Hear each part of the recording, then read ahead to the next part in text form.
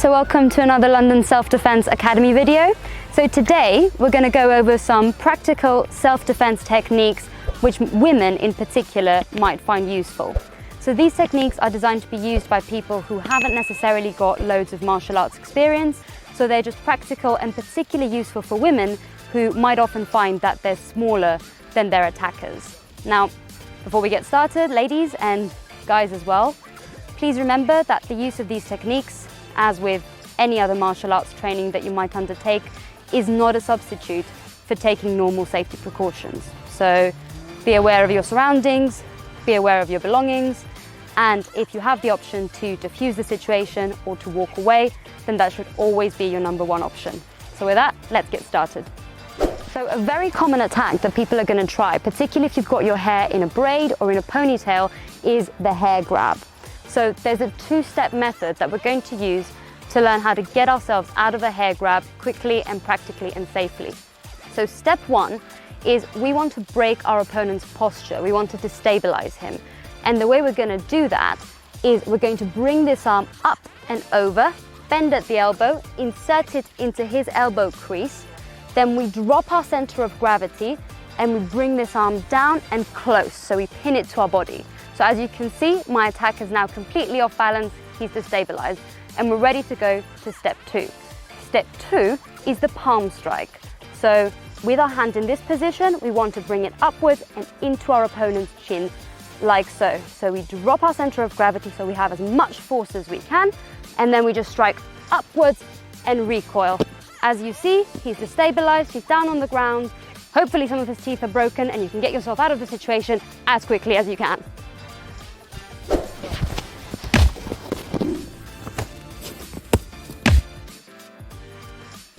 Okay, so another variation of the hair grab is when your opponent approaches you from behind and grabs your hair from there. So here you have two options on how to deal with it, and we're going to go through both.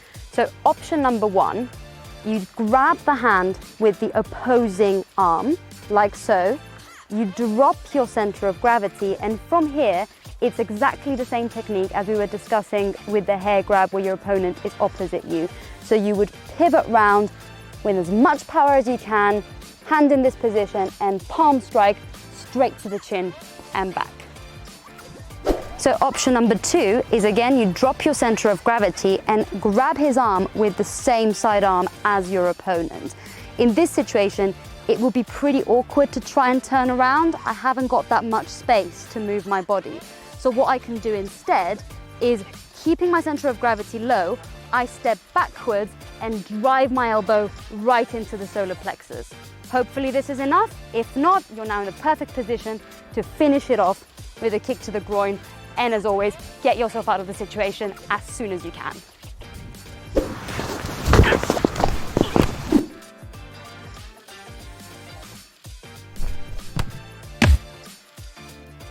Hope you found this video useful. Thank you very much for watching. If you enjoyed it, please hit the like button and subscribe as well. See you soon for more content. Bye.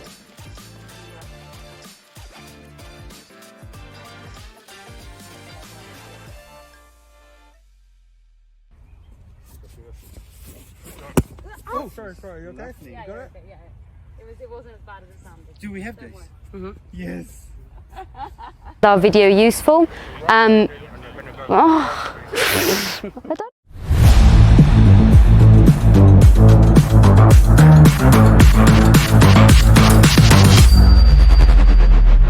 Hi everyone, Dominique here. Welcome to another London Self-Defense Academy video. We're focusing again this week on self-defense for women, and we're going to have a little look at a pretty specific technique, which is the technique you will utilize if somebody attempts to grab you by your wrist or your forearm. As ever, these techniques that we teach you can be very effective, but they're not a substitute for taking proper safety precautions. So please remember to be aware of your surroundings. It's better to try and not find yourself in danger than have to get out of a sticky situation. And as ever, if you have the option to defuse a situation or get out of the situation, then that should always be your number one option. And with that, let's get going. Okay, so for today's video, we're going to look at our technique for dealing with a very specific type of attack. And that's when somebody attempts to grab your wrist or your forearm. So there's a little bit of thinking about this, and a little bit of technique, and we're going to break it down step by step for you so that it becomes easy and accessible. So the first thing I want to point out about this is that obviously there are lots of different ways that somebody might grab you. They might grab you like this, like this, like this. You know, it's on its face a very fluid move. But the good news is that there is really only a single technique to use to get out of this. And this relies on the following principle. The principle is that the weakest part of a grip is where the thumb meets the fingers. So if somebody's gripping me, the weakest part of the grip is always going to be the thumb meeting the fingers. So that's what we want to use to break out of, because if I'm just trying to push into somebody's palm, that's not very effective. I'm not going anywhere. So you want to target yourself at the weak part of the grip, which is here. Okay, now come. I think this is better for the purposes of the explanation, so it's visible. So grab me very clearly from there. So, as we've said, we want to target the weak part of the grip, which in the way Alex has grabbed me, is this part here. So what I want to do is I want to ensure that the knife edge of my forearm, so my thumb side and the thin part over here, aligns with the weak part of the grip. So here they're pretty much aligned. I just need to twist it a little bit, but if he grabs me differently, for example, if his palm's on top, I might need to rotate a bit more to get to the weak side, or if he grabs me from underneath, again, I can rotate this way. And the important thing here is just I need to get this side of my forearm, my thumb side, aligned with the weak part of the grip, because that's the place where I can break out of this grip. So once you've got your alignment correct, you've got our thumb here, forearm here, we need to think about how we're going to break out of the grip. Now, the obvious thing to do is obviously to just pull my hand away. Now, we need to do a two-step process for this, because if I just pull my hand away, I'm only recruiting the muscular strength of my arm, which comparatively to the muscular strength I can use with the rest of my body, it's not very much. So I can keep trying to do this, but it's probably not going to be enough to allow me to break out of this. So we need to combine this movement with dropping our center of gravity and moving backwards at the same time as we drag our hand backwards. So, like so. Because we're now recruiting all of the muscular strength and all of the energy of our entire body rather than just of our arm, we're exerting a lot more pressure, and it's a lot easier to break out of the grip. So instead of doing this, do this with the entire body. And to demonstrate with a different grip, say, he's grabbed me from the top, same idea, I rotate downwards this time because that's where the weak part is, drop my center of gravity and step outwards. Okay, so exactly the same principle applies if your opponent is grabbing you with both hands. Again, exactly the same thing. You spot the weak part of the grip, rotate the knife edge of your forearms to that grip, and just use the entire force of your body, step backwards and pull. This will help you get out of it. It might actually destabilize your opponent and knock them to the ground. And that will allow you to get out of the situation quickly and safely. Another variation of the wrist grab is I see my opponent coming towards me. I'm scared, so I adopt a stance to push him away if he gets too close to me. He's actually taken advantage of that and grabbed my wrists. Again, we can utilize exactly the same technique. Make sure the thin side of our forearms is aligned with the sensitive part of the grip, and we just pull away, moving backwards at the same time. So one last tip. So throughout this video, we've been using this side of our forearm. I find this easier to remember because, my thumb's on that side, so I just think I rotate my thumb into the weak part of the grip. Sometimes that might not be the most efficient way to get out of a grip because, it's quite far away from my thumb, so I'd have to rotate quite a lot. This doesn't really matter because don't forget, this is also the thin side of your forearm, so you could as efficiently use that side to break out of the grip. So in this situation, one of the thin sides of my forearm is aligned with the weak part of the grip, so I can just pull down and step backwards like so. So a final point to note is you might need to think about combining the wrist escape with another move. So this might be the case if your opponent is coming in very aggressively and it's really clear that he's intent on causing you harm. So here they've grabbed my wrist, but they're also coming in quite aggressively. So I might need to combine a destabilizing movement along with my escape movement. So here what we could do is a palm strike, for example. If you've watched our hair grab video, you will have seen me talk and explain about the palm strike. So if you haven't watched that, do give that a shot. But essentially what it is I want to put my hand in this position and I want to aim to drive the heel of my palm into my opponent's chin, like so. That destabilizes him, allowing me to break his grip quickly and get away as soon and as quickly as I can. Thanks for watching our video on how to escape a wrist grab. I really hope you found it helpful. If you enjoyed this video, please remember to hit the like button and also subscribe to our channel for more amazing content. See you all very soon. Thank you.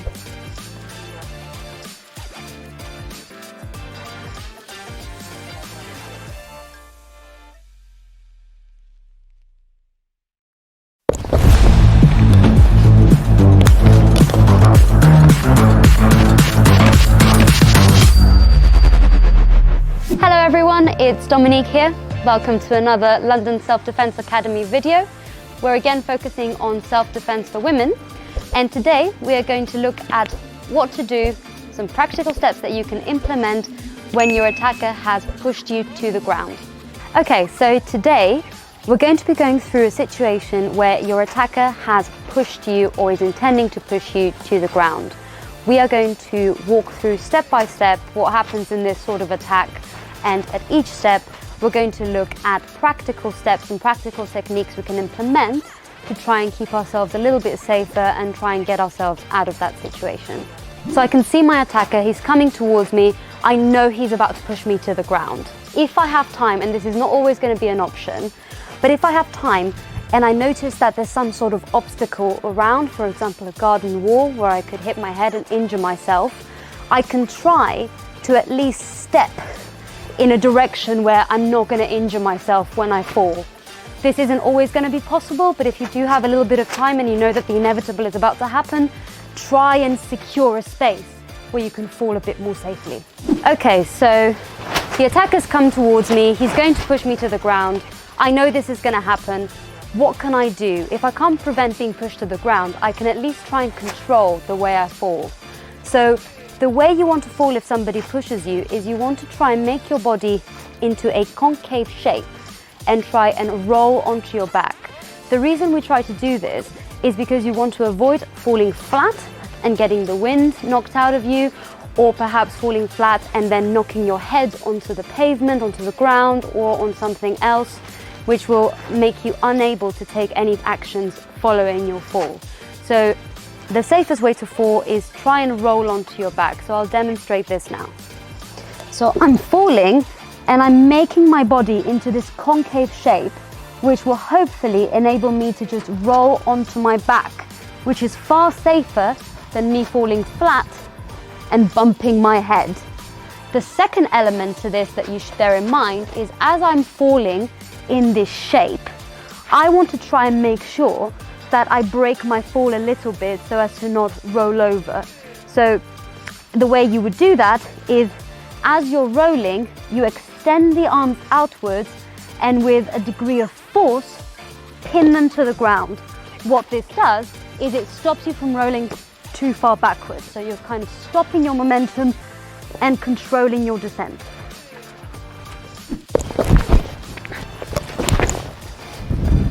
So we've fallen and we're in this situation now. As you can see here, my attacker is still a little bit far away from me. What can I do here? I can try and keep him at bay. So I try and kick his shins as hard as I can to keep him away from me. Just kick it repeatedly until he's not moving anymore. And if I've managed to do that successfully, I can get up and get myself out of the situation. Another area that I could aim for, if he's getting a bit closer but he's not completely on top of me yet, is I could aim for the knee. If I kick directly to the knee, that bends the knee backwards, which is not a direction our knees like to go into. So hopefully that might be enough to dislocate or break the knee, which is another great way of disarming your attacker. So the shin and the knee are very useful if you've still got a little bit of distance from your attacker, but what do you do if they're actually getting a little bit too close to you now? So shin, knee, not super accessible because there's not much distance. So so I can't recruit much power because I can't really extend my leg. So what I want to do instead is I want to attack the areas of his body that he's brought closer to me and that are vulnerable. Primarily these are two areas. There's the groin, so you can see his groin is now a lot closer to me, so I can do the same thing that we've been doing with the shin. I can just extend my leg, strike him directly in the groin, destabilize him, and I can get myself out of the situation. Another element which we can go for is if he is towering over me like so, I can think about attacking his chin. So again, same technique, I extend my leg and I drive it into his chin. Now, as you can see, Alex is a little bit taller than I am, so just extending my leg isn't actually going to get me there. So what I need to do here is I'm already on my back, so I need to recruit the strength of my hips to give me a little bit more height. So instead of just extending the leg, we push off one leg and bring the foot upwards, giving us the requisite height to hit them in the chin. So another variation of this scenario is I'm here, I'm trying to kick my attacker, but he's moving to the side. What can I do to deal with this? I need to reposition myself.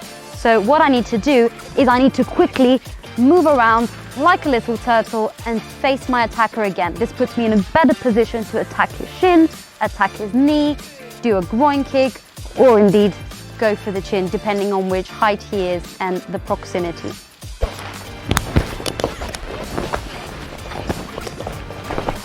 Thanks for watching, everyone. I hope you found that video useful.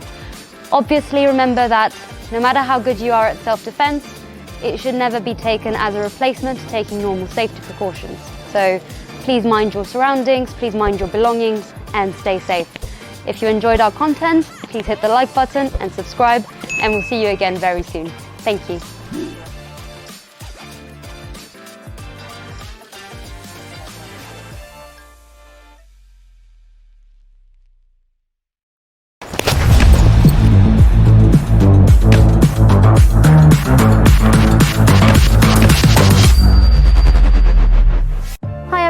Dominique here. Welcome to another London Self-Defense Academy video. We're focusing on self-defense for women again this week. And this week we're going to be looking at certain techniques that we can use to try and diffuse and get out of a situation where our attacker has come close to us and is holding us in a grab. Great, okay, so you might remember from our last video we discussed hair grabs and how to get out of a hair grab, which is your opponent comes and grabs you by the hair.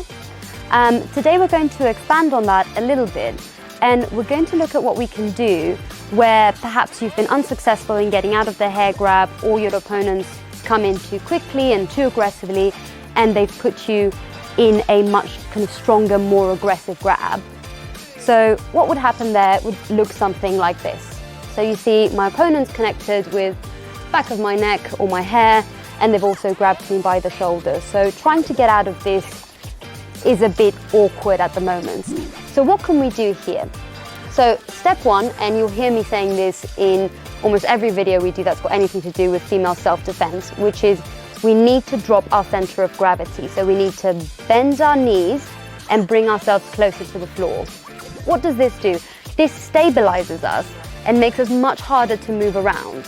So if I'm standing at my full height, I'm quite easy to manipulate. I don't weigh very much. I'm a small woman, and in all likelihood my attacker is going to be much larger and heavier than me. So I need to make myself as difficult to move as possible.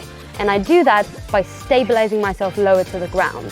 From here, it becomes much harder for him to destabilize me. So that's step one. So once we've got ourselves close to the ground, what do? We need to think of how we're going to get ourselves out of this situation. And here, we can't just pull away. That's no longer an option. So we need to think about where we can strike our opponent to encourage him to let go of us. In this situation, we've got 4 areas that I'd like you to think about. And we're going to start from the bottom and go upwards. So area number 1 is the feet. So the feet are actually a pretty good place to strike because they're very sensitive, they're full of really small bones, and it can cause a lot of pain if one of those bones is broken. So a way of attacking our opponent's feet is you can step in and, aiming with the heel of your foot rather than the front of your foot, stamp down on the foot as hard as you can and repeatedly. Do not assume ever that one strike is going to do the job. So just do it many times, as hard as you can. Another good option, going upwards, is the shins. So if you've ever been kicked in the shin in the playground, you'll know how much this can hurt. And the reason that's the case is because it's quite a bony part of our body. There isn't much muscle at the front of the shin, so it actually can hurt quite a lot. And the other benefit that the shin has is that it's quite a large surface area, so that makes it harder to miss, particularly in a situation where you have to move quickly and you have to think quickly and act quickly. So for the shins, and again, this will slightly depend on what kind of footwear you're in, but if you're in sort of flat shoes or trainers, anything like that, it's quite easy to step in and start administering kicks to the shin. Again, as many as you can, as hard as you can, hopefully until they let you go. So we've looked at the feet, we've looked at the shins, then moving upwards, we've got the thighs.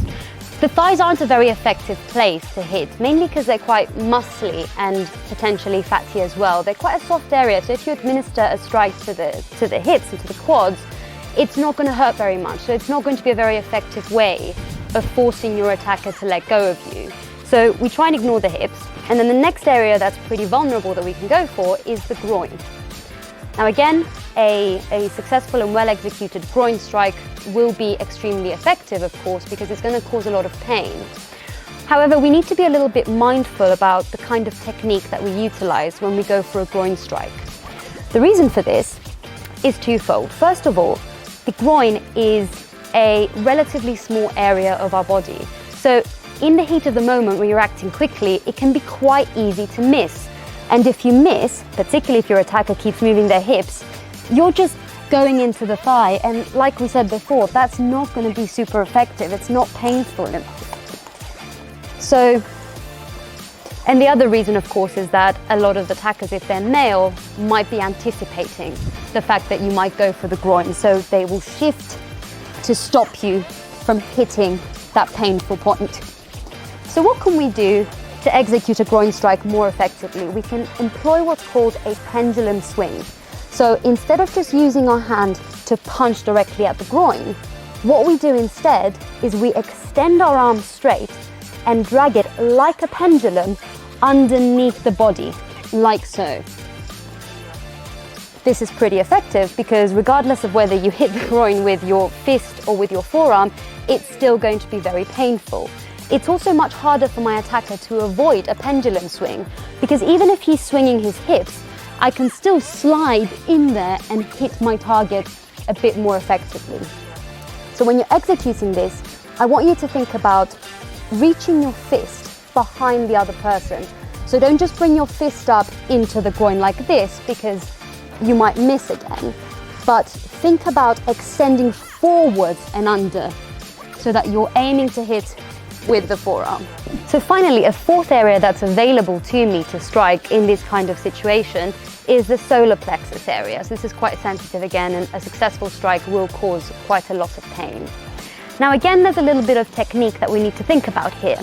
So as you can see, I've got tiny wrists. They're not very powerful. I can't recruit much strength behind my fist. So if I just punch, the likelihood that I'm going to be able to recruit enough strength is pretty low. So instead, what I want to do is to make my fist more efficient, to enable it to recruit more power. And the way we do this is by employing the palm strike. So I put my hand in this position, which you might recall we've discussed in the hair grab context as well, and I drive the heel of my palm, so this area, into the solar plexus. And remember, you drive it upwards and you recoil. That's how you generate the most power. So to demonstrate, and hopefully that's an effective way of dealing with the situation. Another thing we can look at exploring when somebody's grabbed us close by and we want to strike the solar plexus is, so again, I'm in this position. We've talked about the heel strike. Another option is using your elbow to execute an attack. So this is particularly useful if your opponent is actually pretty close to you and maybe they've got you in an awkward position, you're a bit sideways, you can't really bring your heel, the heel of your palm forward into them. So instead what you can do is drive your elbow into the solar plexus. That's also quite an effective way. And again, as we were discussing with the techniques we use for the other sensitive areas that we've identified, don't ever assume that one strike is going to be enough. Just keep striking, keep hitting them, employ every technique that you can think of in order to get them to let go of you, and so that you can get out of the situation as quickly and safely as you can. Okay, so we've run through different techniques that we can use. We've talked about how to attack the feet, how to attack the shins, the groin and the solar plexus. I want you to practice all of these different techniques because it's good to have a variety of tools in your arsenal. The reason being that in the heat of the moment, when you have to act quickly, it might not be enough to just practice one single technique. And once you've got a number of techniques under your belt, you can think about how to combine these techniques for maximum effect.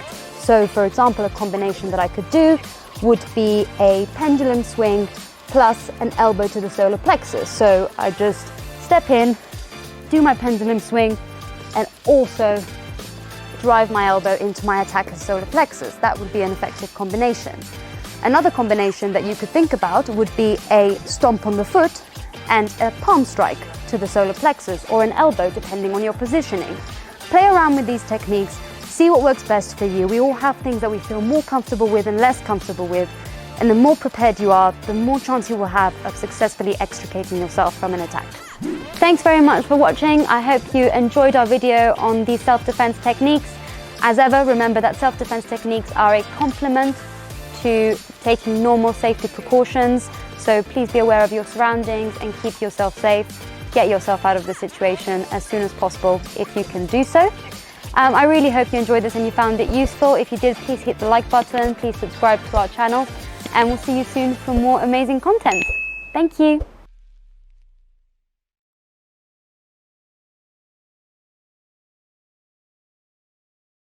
Please don't just rely on these techniques, but rather, I don't like it. No, let's stop. You fell too quickly. Try to escape from his grab. Well, it's actually relatively easy, I would think, because I can just drive my elbow into his chin, right? Yeah. And Maybe. that's not pleasant, is it? Try to make him fall, maybe. Ah, good idea.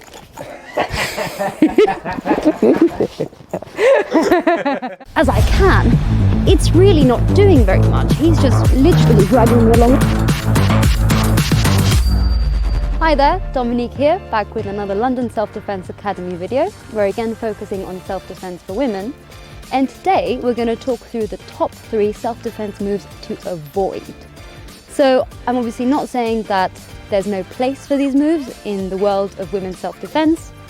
It's just that these moves are, for a variety of reasons, which we'll talk through, less likely to succeed in a conflict scenario where you have to think quickly and efficiently. However, of course, before we get started, always remember that the best move to use in any scenario is no move at all.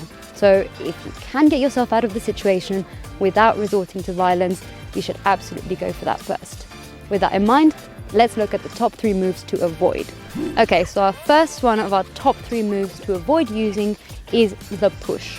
Now, it's not that a push can never be effective. In fact, a push can be a very effective tool to use if I first destabilize my opponent. So if he's already a bit wobbly on his feet, he's already liable to fall down, then I can execute a nice and controlled push. However, if I just attempt to use the push as my first move in a conflict scenario, as a small woman with a relatively larger attacker, it's gonna be hard for me to recruit enough force to make that push really effective. Even if I push him as hard as I can, it's really not doing very much. He's just literally dragging me along with him. So instead, what should we do? What can we switch out a push for that might be more effective? Well, we want to use a move that might recruit more strength into a smaller point of our body. So instead of going for a push, think about what else you can use. My personal favorite is the palm strike. So if he's coming towards me, this is a way more effective way to counter it. And we've got a detailed video explaining the palm strike if you'd like to learn more about it. Now, second move to avoid is the groin kick. Now, you might react to this by saying, guys are always saying how much that hurts. Surely if I go for the groin, that's going to be super effective. The answer to that is yes, sure. It's super effective as long as you get it right. And it's actually a pretty easy move to get wrong sometimes. The reason for that is that the groin is a relatively small part of the body. So if I'm attempting to strike the groin, it's actually quite easy for me to miss. And if I do miss, what happens? If I'm trying to strike the groin and I miss, I'm hitting the fleshy part of the thigh. This bit is covered in muscle and it's quite thick, so it doesn't really hurt that much. I'm not achieving anything by striking my opponent there. The second reason why it's not a move I tend to use very much is exactly because it's been made so popular. So it's something that a lot of attackers might be anticipating, and if they're anticipating it, they'll know how to block it. And on top of that, it's relatively easy to block. All my opponent has to do is move their hips from side to side, and then suddenly I've got a moving target. There's nothing I can do. I can't really get around anywhere. So what's effective to replace the groin kick with? We discussed this in our top 3 self-defense moves for women, and it's one of the moves I think is super effective, and it's the shin kick. So instead of trying to aim for the small sensitive area of the groin that's easily blocked, I can instead use my foot to aim at the bony part of the shin, which is not only much larger, so easier for me to hit, it's also not covered by any muscle or fat significantly, so it's actually going to hurt a lot more, even if my hit is not very targeted. So the last of our top 3 moves to avoid is the punch. So unless you've got quite extensive boxing training, it's often quite hard to throw an effective punch. For women, this is particularly important as well, because we tend to have smaller hands. And what happens when you've got small hands? You've got small, delicate bones in your hand.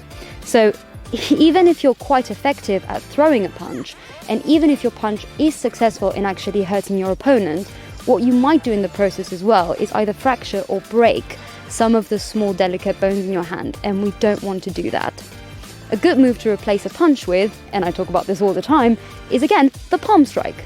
This recruits this part of your hand, which is much fleshier, much wider, less easy to injure, and therefore if you just use that instead of using your fist, you're reducing the likelihood that you will get injured by a significant percentage. Thanks for watching our video. I really hope you enjoyed that and that you found it useful. If you have any questions about anything we've said or anything we've demonstrated, please leave them in the comments. And as always, we would be so grateful if you could show us your support by hitting the like button and subscribing to our channel as well. See you very soon.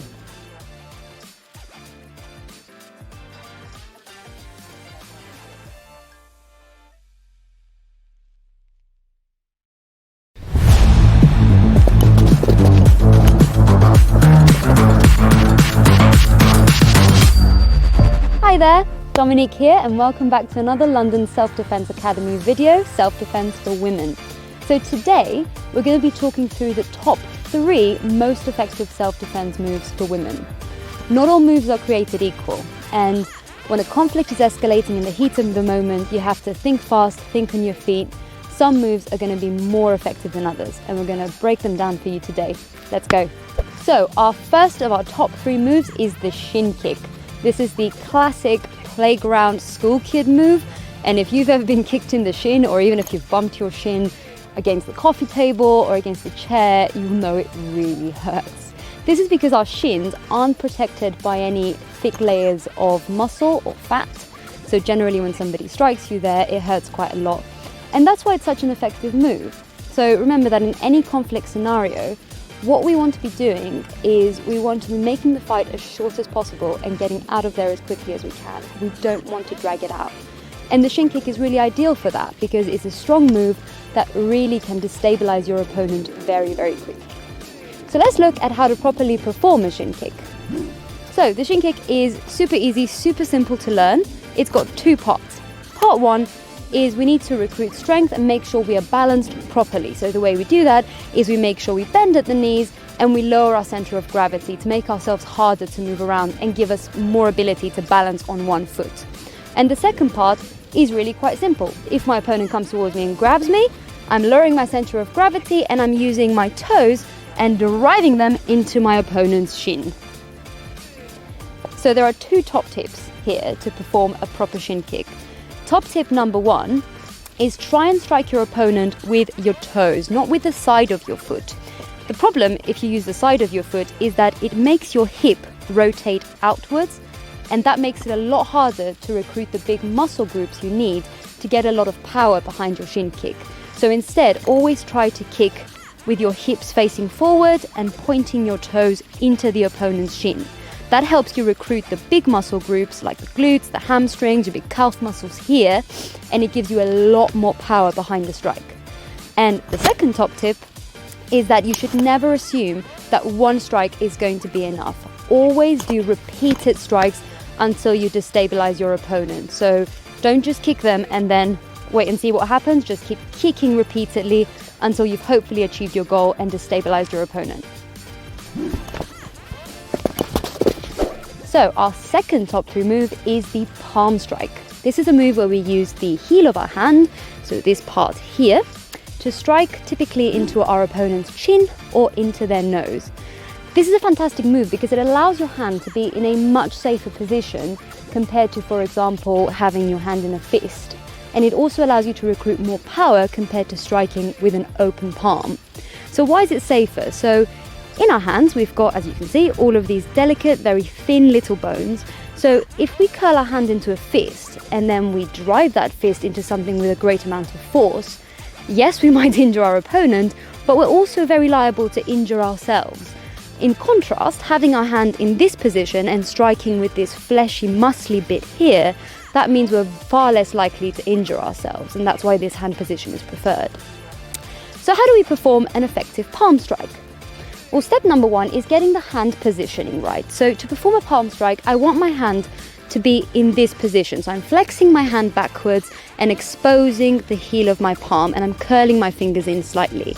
And note that I'm not simply just flopping my hand back. I'm keeping it here, I'm flexing it. So I'm using all of the muscles in my hand to keep good tension here. So if somebody were to try and manipulate my hand out of this position, they would encounter some resistance. And the second key to performing a good and effective palm strike is to recruit a lot of strength from the rest of your body. If I were not using the rest of my body and I'm just trying to drive my hand into something, there's not a lot of force because I'm only using the muscles in my arm really. So we do this, as always effectively, by bending our knees and dropping our center of gravity, and then using the explosive force that generates to drive our hand into our opponent's chin. So if my opponent's grabbing me, I can just grab this arm, bend my knees, lower center of gravity, and strike into the chin, or into the nose, if you prefer. And the last part of this is that, as you may have noticed, when I've struck my opponent, I've recoiled my arm. This is important because I'm bringing my arm back into my body in a position where it's safe and where my opponent can't grab it and use it against me. So our final top 3 move isn't so much a move itself, it's actually an often neglected part of our body, and that's the elbow. Now, our elbows don't get much love, but actually, if you're using them as a self-defense tool, they tend to be pretty effective. This is for 3 main reasons. Reason number 1 is that your elbow is very pointy, and generally, if you get hit with something that's pointy rather than flat, it tends to hurt quite a bit more. Secondly, because they're just quite a hard surface bit of our body, they're a lot harder to injure than other areas. For example, our hand. You remember we were talking about all the delicate bones here. Elbows aren't as delicate, so they're harder to injure. And thirdly, even if you do end up injuring your elbow, you haven't got a whole load of pain receptors and live nerves there. So if you are injured there, it's less likely to hurt you so much that you'll be unable to continue fighting to get yourself out of the situation. So how do we appropriately use our elbows in a fight? So some ideas for using our elbows, and as always, the same tips apply. You want to recruit the strength of your entire body into the elbow strike. So to do that, again, you bend your knees, stabilize your core and lower your center of balance so that you can use all of the muscles in your lower body to really drive your elbow into your opponent. A great way of using your elbows is when you're grabbed from behind. So let's see. So here my opponent's grabbed me from behind. What I do is I bend my knees, lower center of gravity, and I step backwards and drive my elbow into a sensitive part of my opponent's body. Here, the solar plexus is the ideal part. So he's grabbed me, I'm bending my knees, I'm stepping backwards, and I drive it right in the solar plexus. Hopefully the force of that is enough that he'll let me go. One thing that a lot of people come up with is you can also use your elbow to strike your opponent's face. So if I'm down here, I can use it to drive it up to the chin. Now, personally for me, this isn't super practical because I'm really quite short. So most of my opponents are likely to be a lot taller than me, so the chances that I'll be able to actually drive my elbow up with enough force into someone's chin, they're pretty slim. However, if you're a person who's tall, or if you're taller than your opponent, or you're about the same height, or if your opponent is already destabilized, then it can be an effective move to use.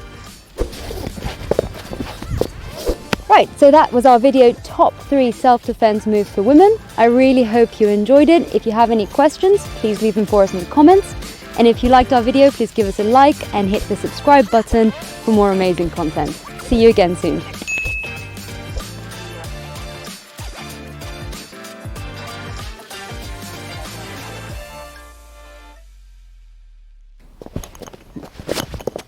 Push me. Oh, sorry. I was focusing on not hurting you. No, it's okay. You. Yeah, it was okay.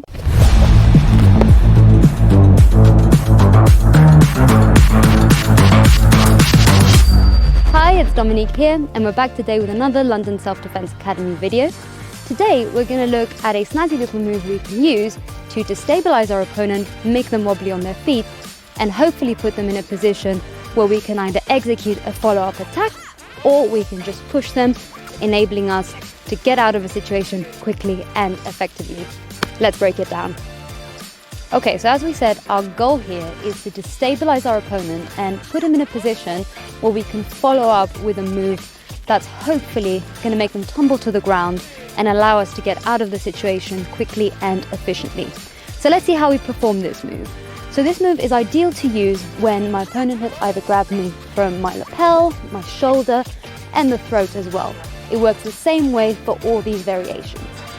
So the way we do it is, first, we want to bring our hands over and into the opponent's elbow crease.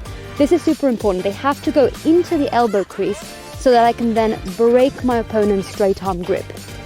If, conversely, I were to put my hands here, when I try and drag them down, he can still keep his arms straight and he's got a lot of power, and I can't break that grip. So important, and my hands will probably end up just sliding down. So important, we bring our hands and we put them directly into the elbow crease. Then we want to bend our knees and push down so that we break that grip and create this nice L shape. My opponent now hasn't got that much force to pull or push me around. So once I've done that, and again my knees are bent, my center of gravity is nice and low, I'm able to recruit a lot more power, then I want to drag my opponent towards me. So you see what happens when I do that? He's nice and destabilized. Let's look at that again in one fluid motion.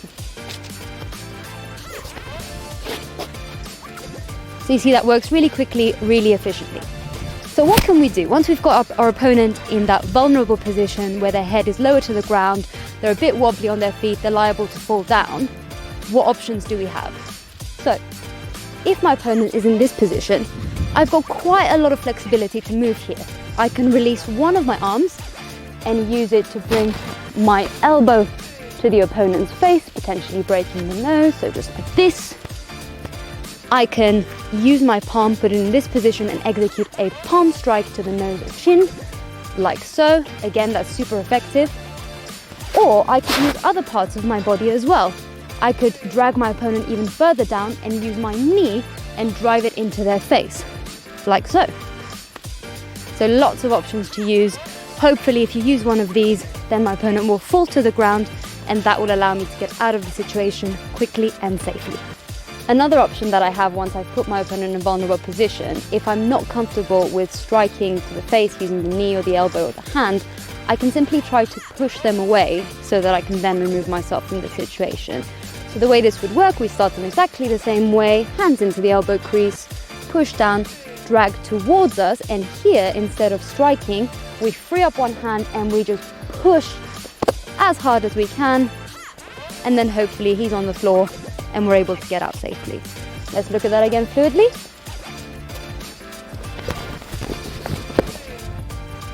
One important tip to bear in mind, once you've put them in this position, it's important to remember what exactly you are using to pull your opponent backwards. So what I'm not doing is I'm not just using the strength of my arm, because I'm a small woman, he's a big man, he's probably just going to be able to straighten his arm.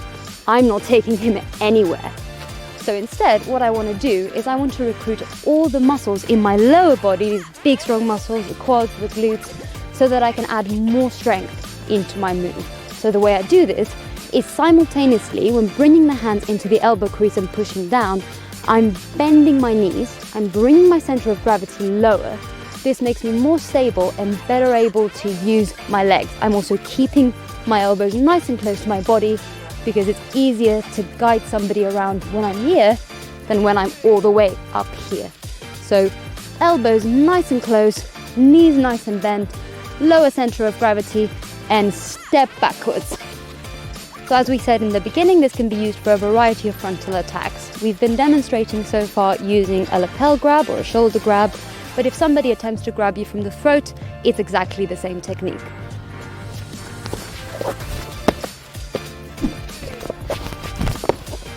Thanks very much for watching. I hope you enjoyed that video. If you did, don't forget to give it a like and also hit the subscribe button if you want to see more amazing content. See you again soon.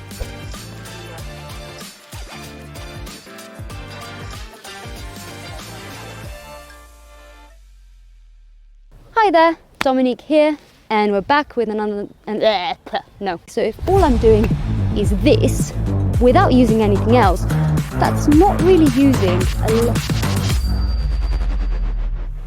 Hello, Dominique here. Welcome back to another London Self-Defense Academy video. So if you've watched a few of our videos, you'll see that I talk a lot about one particular move called the palm strike.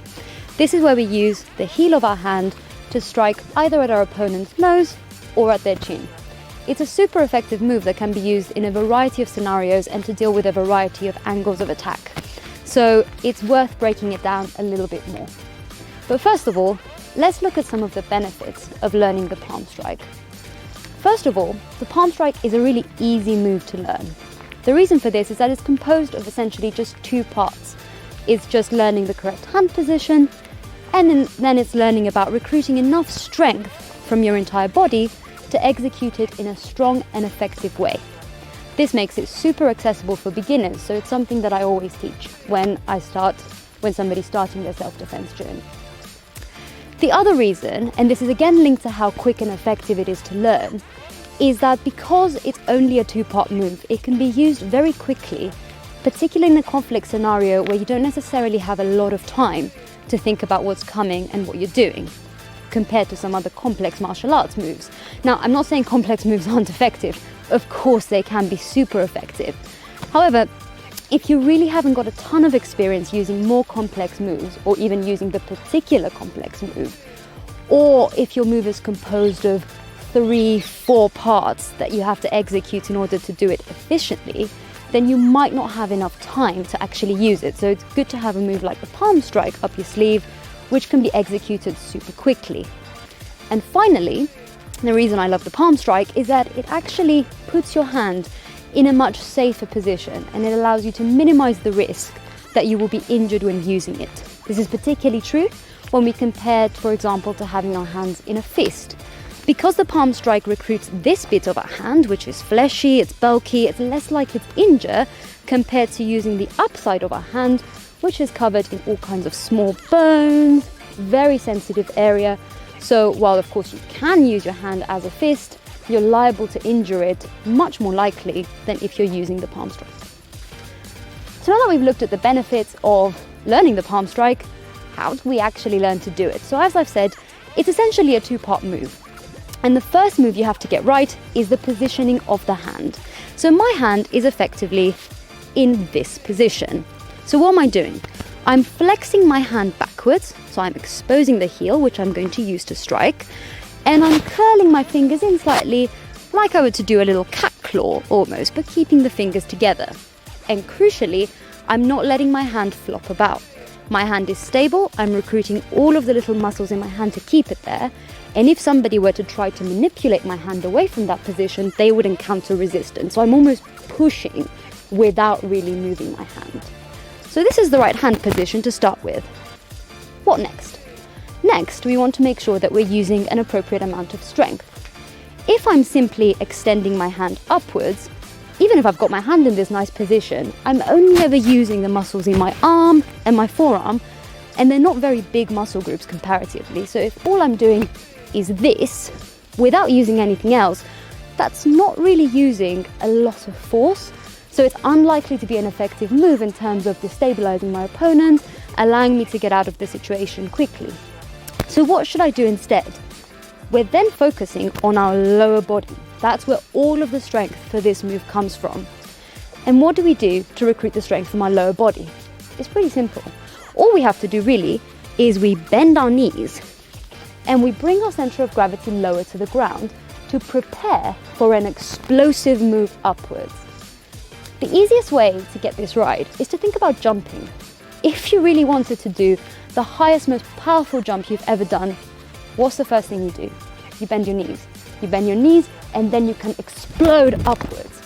Compare this to trying to jump with your legs straight while I'm standing up straight. I can still jump, but I'm not really going anywhere effectively. It's much more effective if I'm starting from lower down to the ground. And that's basically it. As long as you do those two things, make sure you drop down, recruit all of your strength, and then explode upwards, you're likely to land a super powerful hit.